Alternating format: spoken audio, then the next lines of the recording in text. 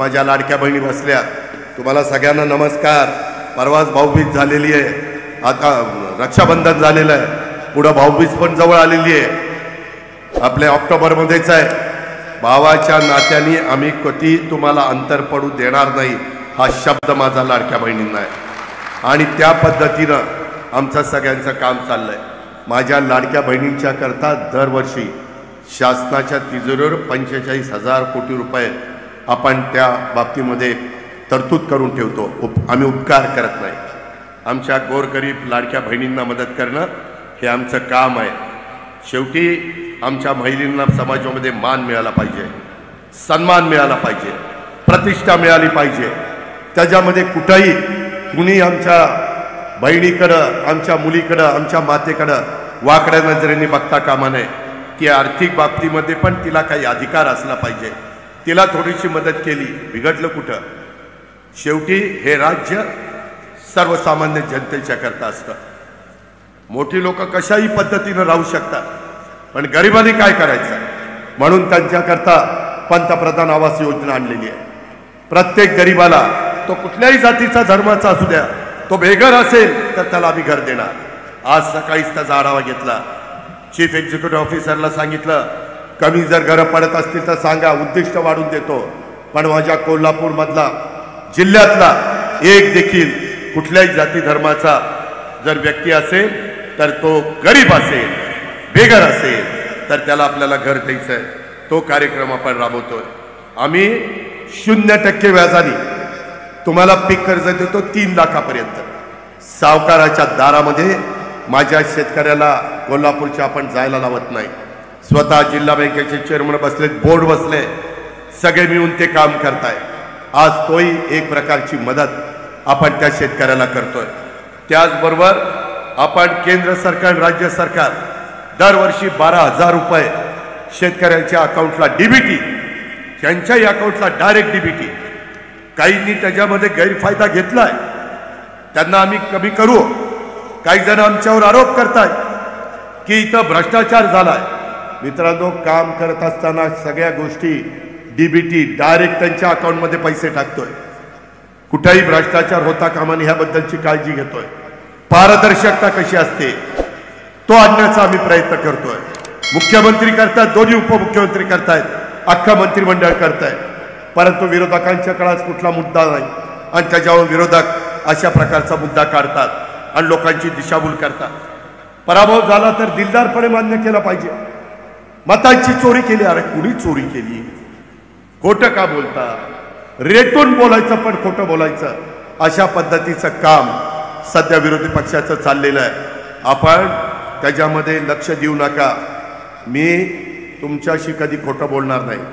जोपर्यंत जीवात जीव आहे तोपर्यंत जनतेला मी खरंच सांगेन। एखादी चूक झाली मी तुमच्या दारात येईल, तुमच्या पुढे सांगेन हे माझं चुकलंय, मला माफ करा। कारण जो काम करतो तोच चुकतो, जो कामच करत नाही, साला कामच करत नाही कसा चुकल? त्याच्यामुळं माझी आपल्याला विनंती, आम्ही अनेक चढ उतार बघितलेले, कधी माझ्याकडनं पण एखादा शब्द गेला, परंतु इथून पुढच्या काळामध्ये आपल्याकडनं चूक होऊन द्यायची नाही। आपण 13-14 कोटी जनतेचं प्रतिनिधित्व करतो। माझ्याकडनं चूक झाली म्हणजे ती महाराष्ट्रातल्या जनतेचा विश्वास त्याला मी तडा दिला, असं ती घडेल। ह्या पद्धतीनं आमचं महायुतीचं सरकार काम करत आहे।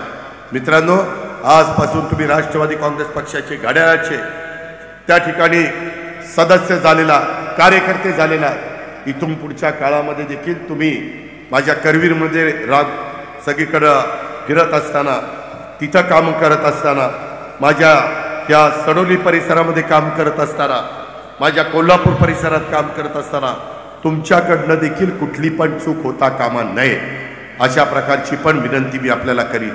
कारण त्याच्यातून पक्षाची बदनामी होईल, त्याच्यातनं आमच्यासारख्याला मान खाली काढावे लागेल, त्याच्यातनं तुमचाही कमीपणा आहे, लोक तुम्हालाही नावं ठेवतील। शेवटी आपल्याला आपला स्वतःची जे काही लोकांच्या मध्ये एक मान सन्मान प्रतिष्ठा असते ती जपायची असते। ते फार मोठं काम आपल्याला करायचं असतं आणि तशा पद्धतीनं तुम्ही आपण सगळे मिळून त्या बाबतीमध्ये करू। दुधाला अनुदान देण्याच्याबद्दल जेव्हा जेव्हा माझा दूध उत्पादक शेतकरी अडचणीत येतो त्यावेळेस वेळ पडली तर 5 रुपये, वेळ पडली तर 7 रुपये लिटरला अनुदान देण्याच्या करता देखील आपण कधी कमी पडलो नाही. आमच्या शेतकऱ्यांच्या मालाला, आमच्या शेतकऱ्यांच्या उसाला चांगला दर मिळण्याच्या करता काय प्रयत्न करता येईल, काय पद्धतीनं इथेनॉल झालं तर juice to ethanol, B heavy to ethanol, C heavy to ethanol, या पद्धतीनं आपण तिथं मदत करतो. कोजनमधनं वीज निर्मिती करण्याचा प्रयत्न करतोय. आज तुमचा भोगावती सहकारी साखर कारखाना हे तुमचं दैवत आहे. PN पाटील साहेबांनी अक्षरशः तळहाताच्या फोडासारखं त्याला जपलं, वाढवलं, त्याला प्रोत्साहन दिलं. परंतु आजूबाजूचा परिसर बघता तो कारखाना त्याची कॅपॅसिटी 5,000 टन करणं गरजेचं आहे. मी त्याच्याबद्दल तुमच्या चेअरमन साहेबांची, राहुल भैयांची, बाकीच्या सगळ्या बोर्डाशी बोलीन. त्याबद्दल तुम्ही काळजी करू नका. त्याच्यातनं आपण मार्ग काढू. जिथं राज्य सरकारची मदत लागेल तिथं मी आणि माझे सहकारी तुमच्या पाठीशी आहेत. सहकार खातं तुमच्या पाठीशी आहे. जिथं केंद्राची मदत लागेल तिथं मी स्वतः अमितभाई शहांच्याकडे जाईल. त्यांच्या हातामध्ये NCDC आहे. त्यांना सांगेन की माझ्या कोल्हापूरवासियांना, इथला माझा शेतकरी फार बहादर शेतकरी आहे, तुम्हाला सलाम ठोकला पाहिजे. त्या भोगावती सहकारी साखर कारखान्याचा बोर्ड नशीबवान आहे. अरे आम्हाला तोडणी वाहतूक द्यायला एवढे पैसे द्यावे लागतात, तुम्हाला तोडणी वाहतुकीला 1 पैसा द्यावा लागत नाही. बरोबर आहे ना? लय भारी काम आहे राहू. आणि त्याच्यामुळं तुम्ही तुमचा ऊस तोडून आणता, म्हणजे न ॲडव्हान्स घेता ऊस हे आपला ऊस हार्वेस्टिंग करता. या पद्धतीनं तुम्ही काम करता. आणि ह्या भागातला माझा शेतकरी भोगावती सहकारी साखर कारखान्यावर त्याचा एवढा विश्वास आहे. बाहेरचे कुणी सोमे गोमे आले, सोमे गोमे नाही ह्याच्यात पण काही बसले म्हणतील आम्हाला सोमे गोमे म्हणतात. बाहेरचे कुणी सहकार सम्राट आले, साखर सम्राट आले, तरी तुमचं कुठल्याही प्रकारची मनात तुमच्या खंत राहणार नाही. अशा पद्धतीचं काम राहुल भैया, हसन मुश्रीफ साहेब, बाबासाहेब पाटील, KP, आम्ही सगळेजण, राजेश पाटील, आपले भोगावती चेअरमन, त्यांचं सगळं बोर्ड, आम्ही सगळेजण मिळून करून दाखवू. तुम्ही काहीही मनात शंका कुशंका आणू नका, हलक्या कानाचा राहू नका. कुठंतरी कोणतरी सांगते की असं म्हणत होता, ती तसं म्हणत होता. आपल्यात काही जण काड्या घालण्याचं काम करतील, आपल्यात कुठं ना कुठं अंतर पाडण्याचं काम करतील, दुही निर्माण करण्याचं काम करतील.